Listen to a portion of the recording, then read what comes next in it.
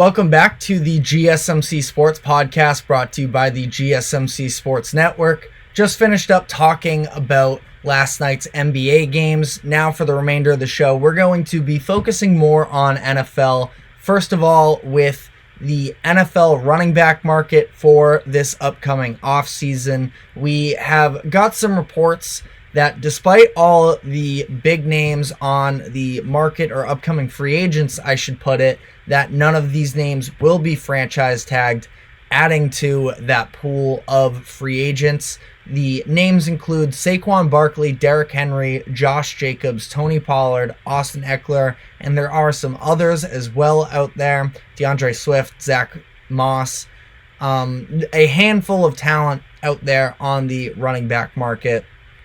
Like I said, none of them are expected to be franchise tagged, which I do agree with all of these teams choosing not to, because in my opinion, the case in which a team should be franchise tagging a running back is if you feel like you are on the brink of being a true playoff team contender, or if you feel like your running back is the best player on your offense and you can't afford to let him walk. Now, we saw a couple of these names individually get franchise tagged last year. I think that was the case with Josh Jacobs, where he was the best player on the offense. I know Devontae Adams is on that roster as well, but an all-pro season from him in 2022. And then Saquon Barkley, who was extremely important for them in making the playoffs, the way that Dable sort of utilized him to be the identity of the offense, also in turn helped Daniel Jones sort of be more of a legitimate option, gave some of the pressure off of his shoulders, and he strategized a game plan where, because you have such a prominent running back in Barkley, Daniel Jones, who is also sneaky able to use his legs, can play off of that as well and play his best brand of football for whatever that is. He ends up getting a contract because of it. They don't pay Saquon Barkley. And even despite that, I still don't feel like they made a terrible mistake not locking Saquon down to the long-term contract, because of the fact that he dealt with injuries again last season, and unfortunately that's just been a very big part of his career up to this point. So again, I agreed with none of these teams extending the franchise tag. The only team that I thought possibly could have done so was the Cowboys, given the fact that they are hoping to remain in that Super Bowl competitive environment. Tony Pollard, I guess it just depends on really what you consider the reason for him not being effective this year was. He was injured in their playoff game against the 49ers following that 2022-23 season. He suffered a high ankle sprain and a fractured fibula in their loss, which set his offseason off in a tough position, because he spent a lot of it doing rehab as opposed to getting himself ready to then be the lead back as the Cowboys moved on from Ezekiel Elliott. And instead of being, the energizing second punch, he was the main workhorse for them. And I think that was a lot to ask of him. Now, do I blame them necessarily? No, but it becomes, again, this question about when it comes to evaluating what Tony Pollard can be going forward. Do you think it's the fact that he isn't capable of being an every down back like that? Or do you think it's because he just was really behind the clock a little bit when it comes to the injuries? If you do think the injuries were the reason that he was as ineffective as he was last season, he could be a very nice discount guy to add to your roster this year. I wouldn't be surprised if he himself believes that he still has some really good football ahead of him, that he would take a short-term deal and sort of use this year as a prove-it season. But last year we saw, coming from 2022 to 2023, despite getting 75 more touches this past season, he finished with 62 less scrimmage yards. So again, not very efficient, a definite down year for him. And instead of paying Pollard $12 million with the franchise tag, Dallas can let him hit the open market, kick the tires on a cheaper and or better option. I do think that he is in a very interesting position when you take into consideration the list of running backs out on the market this year. I think that Josh Jacobs is the best running back in my opinion. He just turned 26 years old. I think he still has a few good years ahead of him of being a real effective runner. Like I mentioned, was an All-Pro first team selection in 2022. He led the league in total scrimmage yards with 2,053. Now, he had a down season last year, but I don't put that on personal regression. I think it was a little bit of the situation. Keep in mind, in 2022, he led the league with 393 touches, and then he comes into this season where he's on an offense that had one of the least intimidating passing games in the league. The Raiders were 23rd in total pass yards and 25th in yards per attempt. So I think that other defenses were just able to sort of game plan for him. Yes, they have a couple playmakers there in Devontae Adams. Jacoby Myers is a very solid receiver as well. And I even like Michael Mayer, who had a slow start to the year, but was a tight end the Raiders drafted early last year, and his ability to make plays. I think that there are some pieces there, but it was issues with the quarterback where Garoppolo was dealing with injuries, and even when he was playing, he was not very good. And then you have a young Aiden O'Connell come in, who there was that one game against the Chargers, I believe it was, where he fumbled something like 4 times, or it was 4 turnovers. I don't have those stats right in front of me at the moment, but a young rookie Aiden O'Connell, who was not a top draft pick, that's who was initiating the offense for you.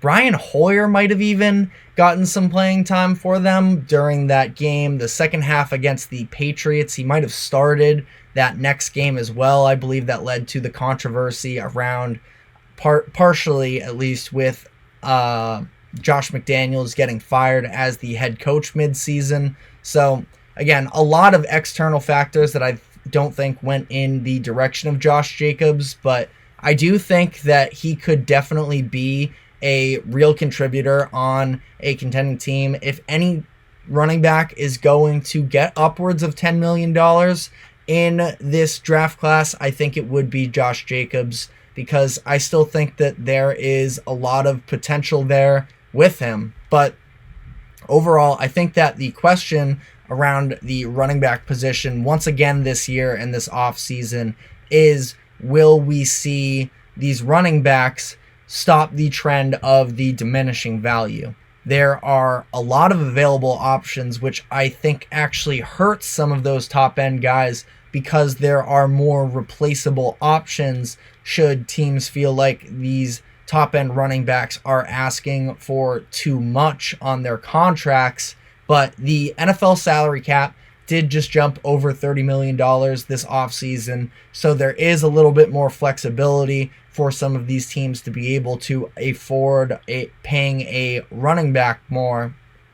Looking at the teams with salary cap space, I think that the Houston Texans would be sort of the main team that could be in the running back market, where they have about $67 million available according to Over the Cap. They made the playoffs last year. They have a young quarterback in Stroud. They want to continue to provide with viable options around him. Dameon Pierce, after a good rookie season, sort of fell off the map last year. You had Devin Singletary, who towards the end of the season sort of started getting it going. But if you want a real upgrade at the position, I think that Josh Jacobs would be a great fit in this roster. They have a lot of youth on the perimeter that they don't necessarily have to pay. CJ Stroud, of course, just going into his second year on a cheap contract there. And including some of these other key players that they have, yes, they'll have to pay in a couple years, but that's why if we see Josh Jacobs get a contract, 2 or 3 seasons, around 10, 11, 12 million dollars per year, I think it could be a very good use of money in the coming years. Now, if your argument is just fully against paying running back, then you are obviously going to be against a move like this. Maybe you'd rather them go spend money on maybe defense. Their defense is good. I think their offensive line is solid. I don't think that they have tons of super glaring needs. I think that last year they were an overachieving team. Now, they can definitely make steps in the right direction, but I personally think that the most important thing for the Texans right now, yes, you do have this rookie quarterback time clock that's sort of running with Stroud, but I think it's extremely important to not stunt his growth. I think that Josh Jacobs would be a very good option here. I don't expect him to necessarily, continue this regression as far as the statistics that we saw last year. I think he could have a big bounce back here. After Josh Jacobs, I think that there is going to be a drop-off for the position. A lot of these other guys that are out there on the market, they have age or injury concerns, and I just don't necessarily see it. Derrick Henry and Saquon Barkley could both be real difference makers for contending teams as well, but there's just a little bit more risk there. I think that a lot of these other contending teams, the Eagles, the Ravens, the Cowboys, that could definitely use a running back, or maybe going to wait each other out a little bit and see if they can drive down the prices a little bit on guys in these positions.